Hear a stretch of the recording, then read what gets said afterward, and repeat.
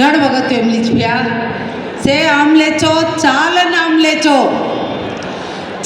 आमलेचो पादयात्रे करन तम से माला घालन तम कष्ट पड़े देखतो भगवान निज भक्तರು ಅಲ್ಲಿ ಕೂತಿದ್ದಾರೆ.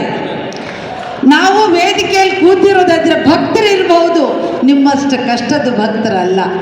ಯಾಕೆಂದರೆ ರೋಡಲ್ಲಿ ಬರ್ತಾ ಇರಬೇಕಾದ್ರೆ ರೋಡೆಮ್ಮ ಆರೈತೆ ಜನ ಬಿಯಾನೋ ಕತ್ರಾಯ್ಕೋ ಕಲ್ಲಂಗಡಿ ಹಣ್ಣು ಕಣ್ಣು ಬೇರೆ ಕಲ್ಲಂಗಡಿ ಹಣ್ಣು ತಿನ್ಕೋತಾ ಮತ್ತೆ ನಡೀತಾ ಇದ್ರು.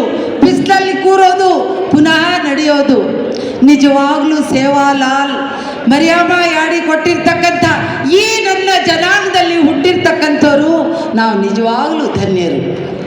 ಇವತ್ತೇನಾದರೂ ಈ ಕುರ್ಚಿಗಳಲ್ಲಿ ರಾರಾಜಿಸ್ತಾ ಇದ್ರೆ, ಏನಾದರೂ ಕುರ್ಚಿಗಳಲ್ಲಿ ನಾವಿಲ್ಲಿ ಕೂತಿದ್ರೆ ಇದು ಯಾರ ಕೆಪಾಸಿಟಿ ಅಲ್ಲ. ನಾನು ಬಹಳ ವಿದ್ಯಾವಂತೆ, ನಾನು ಬಹಳ ಬುದ್ಧಿವಂತೆ ಅದಕ್ಕಾಗಿ ಅಲ್ಲ. ನಮ್ಮನ್ನು ಶಾಸಕರು ಮಾಡಿದ್ದು ಬಂಜಾರ ಜನಾಂಗದ ಮಹಿಳೆ, ಒಬ್ಬ ಬಂಜಾರ ಜನಾಂಗದ ಬಡ ಮಹಿಳೆ. ಇವಳು ವಿದ್ಯಾವಂತೆ ಇದ್ದಾಳೆ ಅಂಥೇಳಿ ನನ್ನ ರಾಷ್ಟ್ರ ನಾಯಕಿ ಶ್ರೀಮತಿ ಸೋನಿಯಾ ಗಾಂಧಿ ಅವರು ಕೊಟ್ಟಿರ್ತಕ್ಕಂಥ ಸೌಭಾಗ್ಯ ಈ ನನ್ನ ಜಲಜಾ ನಾಯಕನ ಸೌಭಾಗ್ಯ.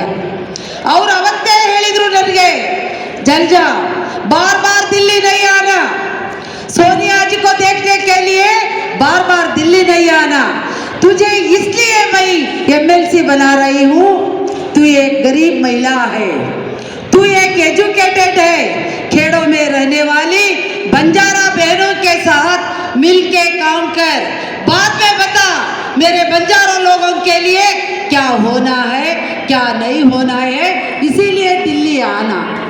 ಆ ದಿನ ಹೇಳಿದ್ದು ನನ್ನ ತಾಯಿ ಶ್ರೀಮತಿ ಸೋನಿಯಾ ಗಾಂಧಿಯವರು.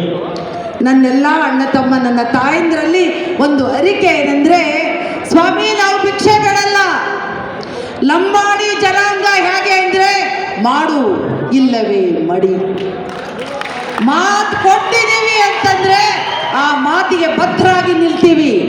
ನಮ್ಮ ತಂಟೆಗೆ ಬಂದರೆ ಅಪ್ಪನಾಣಿಗೂ ನಾವು ಸುಮ್ಮನಿರಲ್ಲ.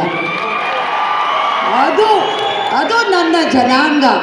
ಈ ಸ್ವಾತಂತ್ರ್ಯ ಬಂದಿರತಕ್ಕಂಥ ಈ ಸ್ವಾತಂತ್ರ್ಯ ಹೋರಾಟಗಾರರಲ್ಲಿ ಎಷ್ಟೋ ಜನ ಮಡಿದಿರೋರಲ್ಲಿ ಲಂಬಾಣಿ ಜನಾಂಗದವರು ಕೂಡ ಇದ್ದಾರೆ.